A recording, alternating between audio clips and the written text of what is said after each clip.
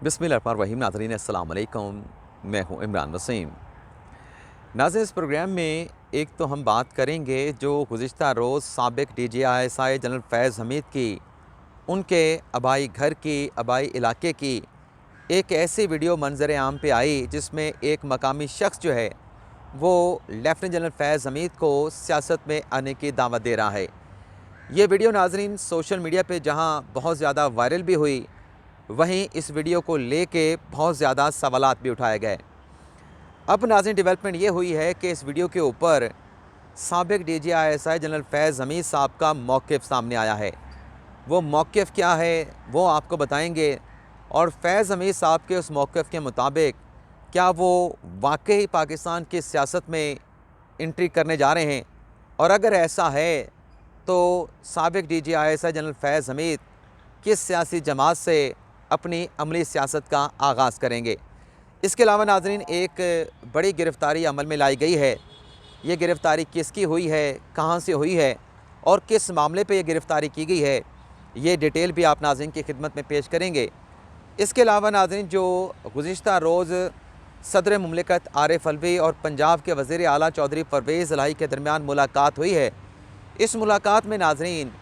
5 शराइत परवेज़ इलाही ने सदर मुमलिकत आरिफ अलवी के सामने रखी हैं, और ये तमाम शराइत जो हैं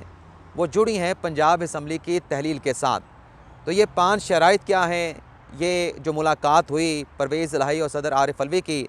इस मुलाकात की अंदरूनी कहानी भी आप नाज़रीन के साथ शेयर करेंगे। इसके अलावा नाज़रीन कुछ दीगर ख़बरें भी हैं जो इस प्रोग्राम में आप नाज़रीन के साथ डिस्कस करेंगे। सबसे पहले नाज़रीन जो आज़म सवाती साहब की ज़मानत का मामला है, जिसे 16 दिसंबर तक यानी आज के दिन तक मौखर किया गया था, आज भी आज़म सवाती साहब की दरख्वास्त ज़मानत पर जो फ़ैसला महफूज हुआ था, ये मामला किसी करवट नहीं बैठ सका, क्योंकि जिस जज साहब ने आज़म सवाती साहब की दरख्वास्त ज़मानत पर जो कार्रवाई थी उसे कंक्लूड करने के बाद फ़ैसला महफूज किया था, उन जज साहब का जो है वो तबादला कर दिया गया था। उनकी जो खिदमात हैं वो इस्लामाबाद हाई कोर्ट के सपुर्द कर दी गई थी, और उन जज साहब की जगह पे एक नए जज साहब जो हैं जो कि एहतसाब अदालत के जज थे, आज़म ख़ान को स्पेशल सेंट्रल अदालत का जो है वो जज लगाया गया था। लेकिन आज की डेवलपमेंट नाज़रीन ये हुई है कि जो मामला ज़मानत का 16 दिसंबर तक मौखर हुआ था, जो नए जज साहब अपॉइंट हुए थे स्पेशल सेंट्रल अदालत के, उन्होंने अपना चार्ज ही नहीं संभाला, और अब ये कहा जा रहा है कि जो ज़मानत का मामला है आज़म सवाती साहब का, उससे 19 दिसंबर तक जो है वो मौखर कर दिया गया है। दूसरी खबर नाज़रीन इस्लामाबाद हाई कोर्ट से है, और ख़बर यह है कि जो साबिक चेयरमैन नैब हैं जस्टिस रिटायर्ड जावेद इकबाल साहब, जिनकी जो चेयरमैनशिप है लापता अफराद कमीशन की, उसके ऊपर आज इस्लामाबाद हाई कोर्ट में समाअत हुई है, और इस्लामाबाद हाई कोर्ट के चीफ जस्टिस आमिर फ़ारूक ने साबिक चेयरमैन नैब की दरख्वास्त पर समाअत करते हुए जो हुक्म इम्तना था, जो स्टे ऑर्डर था, उसे 27 जनवरी तक एक्सटेंड कर दिया है। यानी 27 जनवरी तक जो मौजूदा हुकूमत है वो चेयरमैन लापता अफराद commission justice retired Javed Iqbal को उनके ओहदे से अलग नहीं कर सकती, उनके ओहदे से उन्हें हटाया नहीं जा सकता। और ये जो नाज़रीन 27 जनवरी की तारीख डाली गई है, दरअसल वफाकी हुकूमत के जो वकील थे additional attorney general Munawwar Duggal साहब, उनकी जानिब से जो है वो मोहलत की इस्तदा मांगी गई थी, वक्त मांगा गया था, जिस पर अदालत ने इस केस की जो समाअत है वो 27 जनवरी तक मुलतवी करते हुए हुक्म इम्तना को जो है वो 27 जनवरी तक जो है वो एक्सटेंड कर दिया है। इसके अलावा नाज़रीन बोल न्यूज़ के जो सरबराह हैं शुएब शेख साहब, उनके ख़िलाफ़ भी इस्लामाबाद हाई कोर्ट में केस की समाअत हुई है, और जो उनके ख़िलाफ़ जाली डिग्रियों का मुकदमा था, जिसमें ट्रायल कोर्ट ने शुएब शेख और उनके साथ शरीक मुलज़मान को सज़ाएँ सुनाई थी, इस केस में नाज़रीन आज इस्लामाबाद हाई कोर्ट के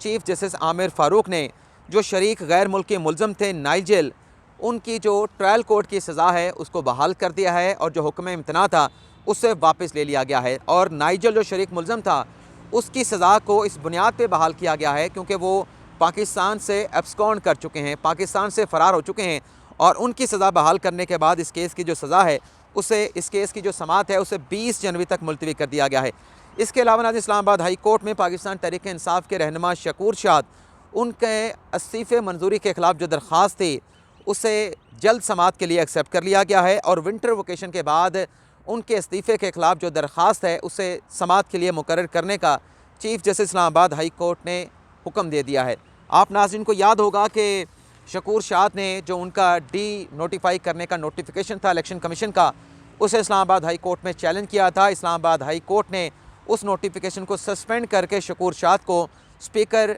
नेशनल असम्बली राजा परवेज़ अशरफ के सामने पेश होने का हुक्म दिया था। वो पेश भी हुए थे, लेकिन कौमी असम्बली का जो इजलास हुआ था उसमें स्पीकर की जानिब से शकूर शाद को जो है वो कौमी असम्बली के इजलास में शरीक नहीं होने दिया गया था। अगली नाज़रीन दो ख़बरें हैं, वो आज की डेवलपमेंट नहीं है, वो गुज़िश्ता रोज़ की डेवलपमेंट है, लेकिन आपके साथ शेयर नहीं कर सके थे। पहली खबर नाज़रीन ये है कि जो इमरान खान साहब पे कत्ल की कातलाना हमले की जो तहकीकात के लिए JIT बनाई गई थी, उस JIT ने मुस्लिम लीग नवाज़ के 3 वफाकी वज़रा को जो है वो 17 दिसंबर दिन 10 बजे CCPO लाहौर के ऑफिस में तलब कर लिया है बयान रिकॉर्ड कराने के लिए इंक्वायरी के सिलसिले में। इसमें नाज़रीन एक राना सनाउल्लाह जो कि वज़ीर दाखिला हैं, उन्हें बुलाया गया है, और राना साहब को इसलिए बुलाया गया है क्योंकि इमरान खान साहब ने जिन 3 लोगों का नाम लिया था कि वो मेरे ऊपर कातलाना हमले में मुलव्वस हैं, उसमें एक नाम जो है वो राना सनाउल्लाह का भी शामिल था। दूसरा जो है वो मियाँ जावेद लतीफ़ साहब हैं। जावेद लतीफ़ को इसलिए JIT की जानिब से बुलाया गया क्योंकि मियाँ जावेद लतीफ़ पे इमरान खान साहब ने इल्ज़ाम लगाया था कि उन्होंने PTV में एक प्रेस कॉन्फ्रेंस करके उनके बयानात को मजहबी रंग देने की कोशिश की थी, मजहबी मुनाफरत फैलाने की कोशिश की थी। और मरियम औरंगज़ेब जो कि वज़ीर इत्तलात व नशरियात हैं, उन्हें इस सिलसिले में बुलाया गया है क्योंकि वो इंफॉर्मेशन मिनिस्ट्री के मिनिस्टर हैं, और ये प्रेस कॉन्फ्रेंस मियाँ जावेद लतीफ़ ने की थी, ये PTV हेडक्वार्टर में मुनक़द की गई थी। तो लिहाजा इसमें भी इस मामले में भी जो है वो मरियम औरंगज़ेब साहबा का नाम आ रहा है, तो इसलिए भी उन्हें जो है वो बुलाया गया है। गिरफ़्तारी नाज़रीन जो हुई है वो आमिर लियाकत साहब की जो साबका तीसरी जो अहलियाँ हैं, दानिया मलिक साहबा जो हैं, दानिया शाह मलिक साहबा जो हैं, उन्हें जो है वो FIA ने गिरफ़्तार कर लिया है। ये गिरफ़्तारी जो है वो लोधना से की गई है, और इल्ज़ाम ये है कि उन्होंने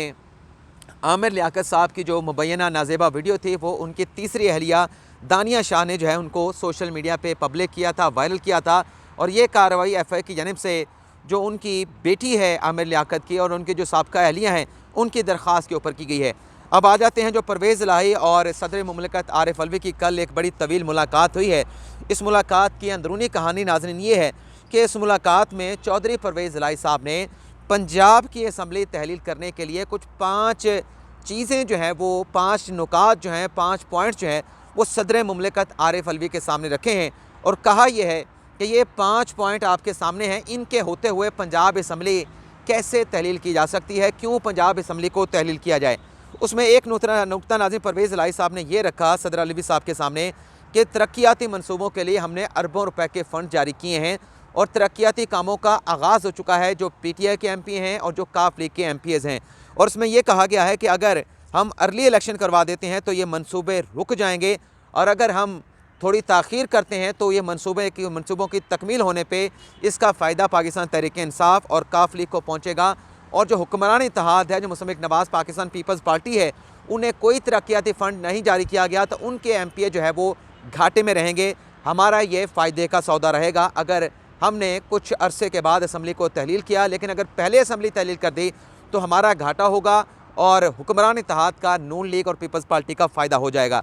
दूसरा पॉइंट उन्होंने ये रखा कि क्या गारंटी है कि हमारा अवलीन मकसद तो ये है कि हम पंजाब असम्बली तहलील करें, हम KPK की असम्बली तहलील करें, तो इस सूरत में जो हुकूमत है वो वफाकी हुकूमत को कौमी असम्बली को तहलील करके नए इंतखाबात की तारीख दे दे। तो परवेज़ इलाही साहब ने सदर अलवी साहब से कहा है कि क्या गारंटी है कि हम ये सब कुछ कर देते हैं, असम्बलियों को तहलील कर देते हैं, तो वफाकी हुकूमत की जानिब से आम इंतखाबात का ऐलान कर दिया जाएगा। तीसरा नुक्ता नाज़रीन परवेज़ इलाही साहब ने ये रखा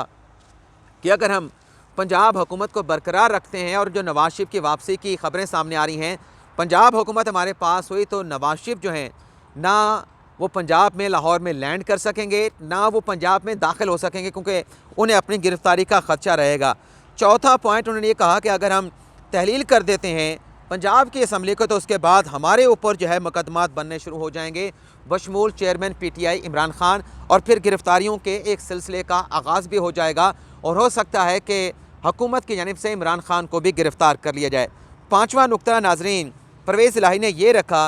कि तहलील से अगर इलेक्शन होता है तो क्या इमरान खान साहब जिन पे कातलाना हमला हुआ है इस पोजीशन में हैं कि अगर हुकूमत की जानिब से के बजाय इसके कि पंजाब असम्बली तहलील करने के बाद वो सिर्फ पंजाब के इलेक्शन कराते हैं, KPK के इलेक्शन कराते हैं, तो जो इलेक्शन कंपेन चलाना होगी, खान साहब तो सेहतमंद नहीं हैं, खान साहब तो अभी उस तरह से कंपेन उस शिद्दत के साथ नहीं चला सकते। तो क्या इस सूरत में PTI के अंदर कोई ऐसा फिगर है, कोई ऐसी शख्सियत है जो तहरीक इंसाफ की कंपेन चला सके? और जो कंपेन नवाज शरीफ वापस आके चलाएंगे, हम असम्बली तहलील कर देते हैं तो नवाज शरीफ की वापसी हो जाएगी, मरीम नवाज़ वापस आ जाएंगी, तो इमरान खान साहब तो घर बैठ के वीडियो लिंक के ज़रिए खिताब करेंगे। तो क्या उस कंपेन का जो मुकाबला है, जो नवाज शरीफ ग्राउंड में जाके, मरीम नवाज़ जलसा गाह में जाके कंपेन करेंगे, क्या उसका मुकाबला हो सकता है? ये 5 चीज़ें जो हैं वो परवेज़ इलाही साहब ने सदर साहब के सामने रखी हैं और कहा यह जा रहा है कि आज ये जो पॉइंट्स हैं ये इमरान खान साहब तक पहुँचा दिए गए हैं और इन पॉइंट्स की रोशनी में, इन नुकात की रोशनी में इमरान खान साहब ने अब पंजाब असम्बली की तहलील के हवाले से आज हतमी मुशावरत करने के लिए इजलास बुला रखा है, जिसमें हतमी तौर पर फैसला किया जाएगा। और आप नाज़रीन जानते हैं कि कल 17 दिसंबर है और खान साहब ने ऐलान कर रखा है कि वो हफ्ते के रोज़ 17 दिसंबर को लिबर्टी चौक पे ख़िताब करते हुए पंजाब और KPK की असम्बलियाँ तहलील करने का जो है वो ऐलान करेंगे। ये नाज़रीन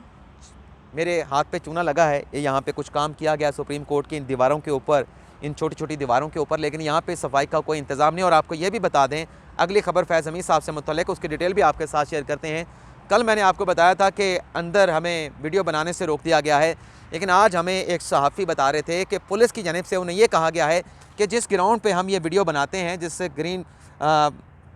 जगह के ऊपर ग्रीन बेल्ट में ठहर के हम वीडियो बनाते हैं, यहाँ पर फिर स्टार साहब ने कहा कि आप वीडियो नहीं बना सकते, जो सहाफ़ी यहाँ पे वीडियो बनाए उसे रोका जाए। तो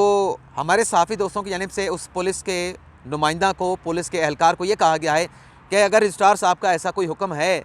तो हमें रिटन में दिया जाए, ताकि रिटन में हम तमाम सहाफ़ियों को वो जो ऑर्डर है वो दिखा सकें और फिर उस पाबंदी के ऊपर कंप्लाई विद किया जाएगा। लेकिन रिटन में ऑर्डर किया जाए, ज़ुबानी अहकामात जो है वो नहीं चलेंगे। हमारे सहाफ़ियों की जानिब से उस पुलिस के एहलकार को जो है बता दिया गया है।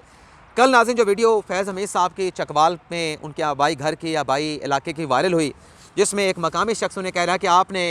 फ़ौज में होते हुए इलाके की तरक्की के लिए बहुत ज़्यादा किरदार अदा किया, लेकिन आप अब बाकायदा तौर पर सियासत में आने का ऐलान करें और अमली सियासत में बाकायदा तौर पर हिस्सा लें। उस पर फैज़ हमीद साहब जो हैं उसका शुक्रिया भी अदा कर रहे थे, लेकिन उन्होंने कोई अपना खिताब नहीं किया। अब नाज़रीन उस वीडियो के ऊपर क्योंकि बहुत सारे सवालात जन्म ले रहे थे, फैज़ हमीद साहब का नाज़रीन मौक़िफ़ सामने आया है। फैज़ हमीद साहब का नाज़रीन मौक़िफ़ ये है कि वो कभी भी सियासत में हिस्सा नहीं लेंगे। उनका मौक़िफ़ ये है कि 2 साल तक तो उनके ऊपर सियासत करने की मुकम्मल तौर पे पाबंदी है, कानून के मुताबिक, आइन के मुताबिक। अर्ली रिटायरमेंट लेने के बाद वो 2 साल तक तो सियासत कर नहीं सकते, लेकिन 2 साल के बाद भी वो किसी सियासी एक्टिविटीज़ में, किसी सियासी जमात में शमूलियत अख्तियार नहीं करेंगे। और ये नाज़रीन ख़बर सामने आई है, अंसार अब्बासी साहब ने आज एक आर्टिकल लिखा है, उसमें उन्होंने कहा है कि इस वीडियो के वायरल होने के बाद उन्होंने व्हाट्सएप मैसेज किया साबिक़ DG ISI फैज़ हमीद साहब को और फिर उनके साथ रब्ता हुआ, गुफ्तगू हुई, जिसमें फैज़ हमीद साहब ने कह दिया है कि आबाई इलाके में ये एक तकरीब थी जिसमें रिश्तेदार आए हुए थे, आबाई इलाके के लोग आए हुए थे। तो इस तकरीब के दौरान एक शख्स ने कहा कि मुझे सियासत में आना चाहिए, उन्होंने मुझे ज़रूर दावत दी है, लेकिन मैं, फैज़ हमीद साहब ने कहा कि मैं ना तो 2 साल की मेरे ऊपर पाबंदी है, 2 साल में भी मैं सियासत नहीं कर सकता, सियासी एक्टिविटीज़ में हिस्सा नहीं ले सकता, लेकिन 2 साल के बाद भी मेरा सियासत में कोई एंट्री देने का किसी किस्म का कोई इरादा नहीं है। तो ये था नाज़रीन हमारा वीलॉग। आपसे इजाज़त चाहते हैं। अल्लाह ताला हम सब का हमें नासिर हो। अपनी ढेर सारी दुआ में याद रखिएगा। अल्लाह हाफ़िज़।